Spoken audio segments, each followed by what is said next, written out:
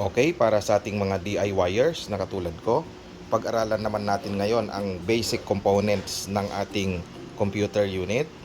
Ito, meron tayong small na computer unit at meron din tayong medium na computer unit.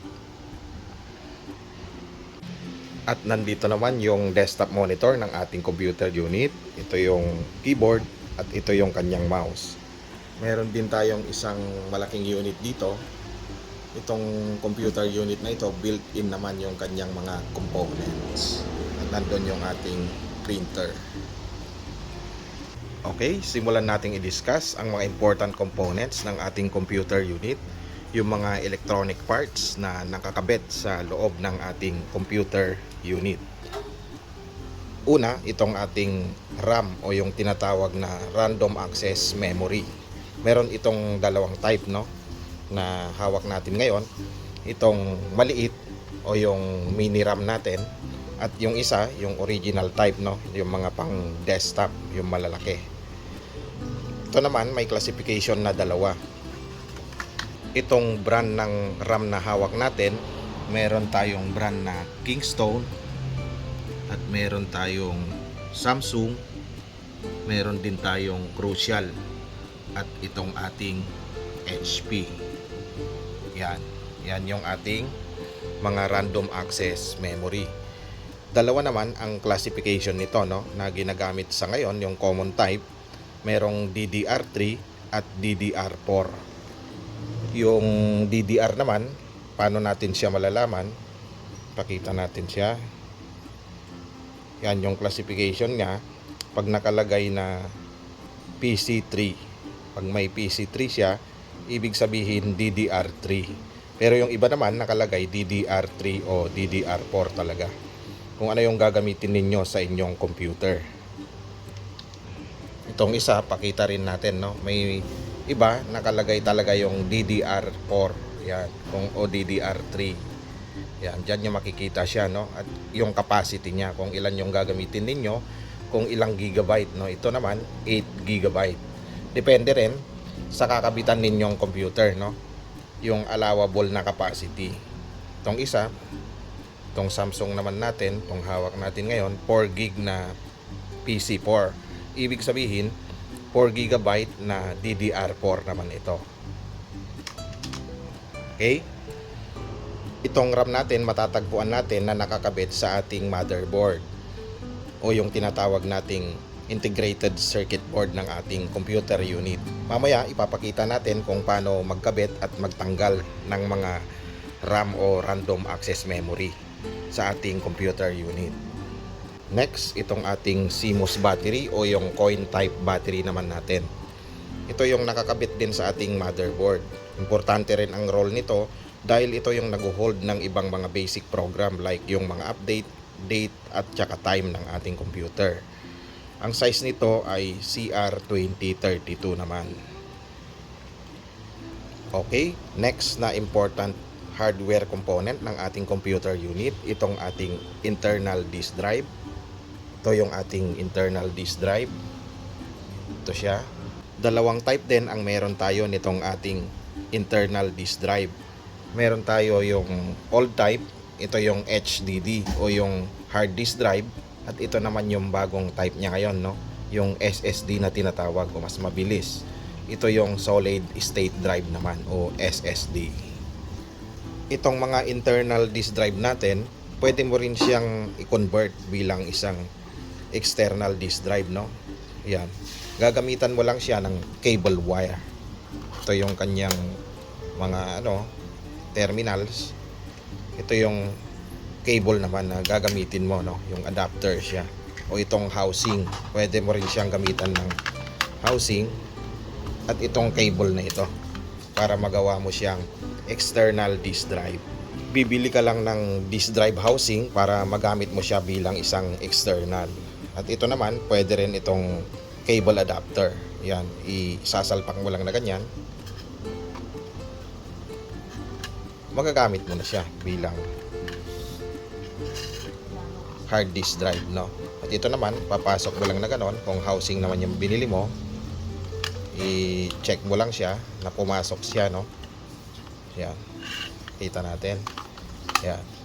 Tapos, salpak mong ganon, yung wire nya, pwede mo na siyang gamitin bilang isang external disk drive. Ito, kakabit mo na siya dito. Yan. Kaya itong isa naman, pwede rin siya. Yan. Kabit natin. Yan. Yan na yung external disk drive naman natin. Kung gagamitin mo siya bilang isang external.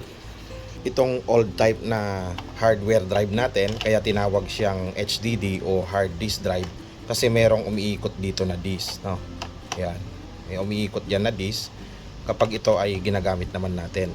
Itong isa, tinawag naman siyang SSD o solid state drive, kasi wala na itong disk na umiikot sa loob, kundi mga electronic parts na lang at saka mga chips yung nasa loob naman nito. Itong SSD naman natin, mas mabilis na yung ano nito, yung reaction, kasi medyo advanced yung technology naman nito compare na dito sa old type natin. At meron din tayong ginagamit na Wi-Fi and Bluetooth USB receiver naman. Ito siya. Yan. Kita natin. Yan, Wi-Fi and Bluetooth. Yan, automatic receiver naman yan, guys, no? Kapag yung computer unit mo ay hindi siya capable para makatanggap ng Bluetooth o wala siyang Wi-Fi connection din, pwede mo itong gamitin, no? Itong Wi-Fi and Bluetooth receiver. Ipa-plug mo lang dito sa USB niya. Yan. And then magiging capable na siya para tumanggap ng Wi-Fi and Bluetooth. Okay? At ito, meron din tayong biniling thermal paste. Yan, heatsink compound thermal paste ito, para naman ito sa ating CPU. Ina-apply natin ito sa likod ng ating CPU para hindi naman siya mag-overheat. Mamaya ipapakita rin natin kung paano natin to i-apply sa ating CPU o yung tinatawag na Central Processing Unit. Okay, buksan naman natin itong aking mini computer unit. Itong maliit, no? Buksan natin siya. Makita natin yung kanyang mga components. Dalhin lang natin tong screw. Meron siyang dalawang screw. Yan. Yan, bumukas na siya. Ngayon, papakita ko yung sinabi ko kanina, yung random access memory natin nandito, no? O yung RAM natin. I-up lang natin to. Yan. Diwali yan, yung random access memory natin. Kagaya rin siya nito, yung maliit na ito. Ginagamit ito sa mga laptop, no? Yung ganitong size. Ang pagbukas naman nito o pag-install, i-ano natin, ipupus lang natin to, no? Ito, meron siyang dalawang ano dito, lock dito sa gilid. Yan. Pag inopen mo siya, pag ganon, pa out siya, kabilaan siya, no? Left and right, i-out mo lang. And then kung ibabalik mo siya, ipupus mo lang ito. Kusa maglalak na yung dalawang yun. Ngayon, dalawa yung ginamit niyang RAM dito, kasi mas maganda kung dalawa. Hati siya, no?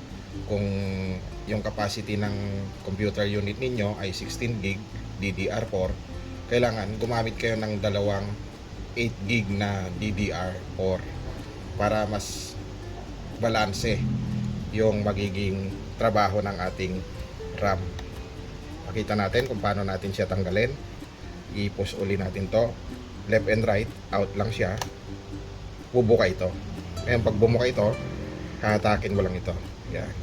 Ngayon, meron siyang gisla dito, no? Makikita mo rin dito sa loob. Kung paano mo siya ipapasok, meron siyang ano doon, gatla. Hahanapin mo siya kung paano siya tatama. Kung ganyan kasi, yan makikita ninyo, hindi siya tatama doon sa gatla, no? Kaya pag ganun dapat, pag ganun siya. Ngayon, ang ginamit naman niya dito, nakalagay, baliktad, no? DDR4 siya. Yan.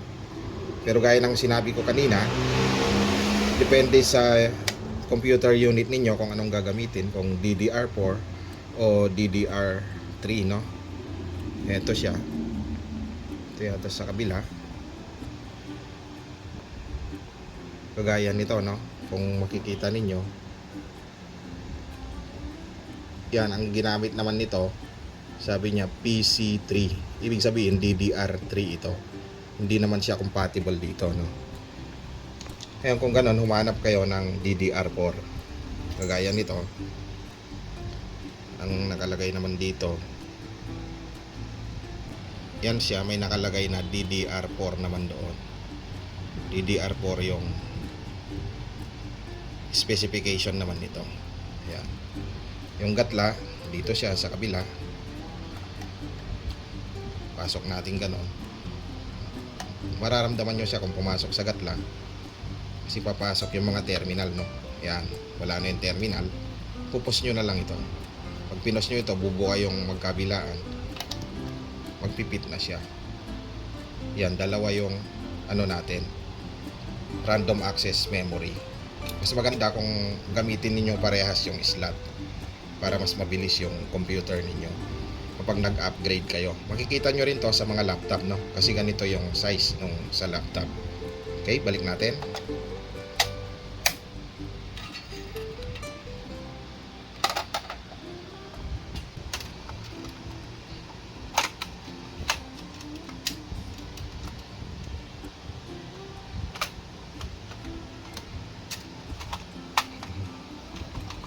Yan. Ito naman yung laman ng aking mini computer unit, no? Napakaliit siya, compact siya. Kanina, yung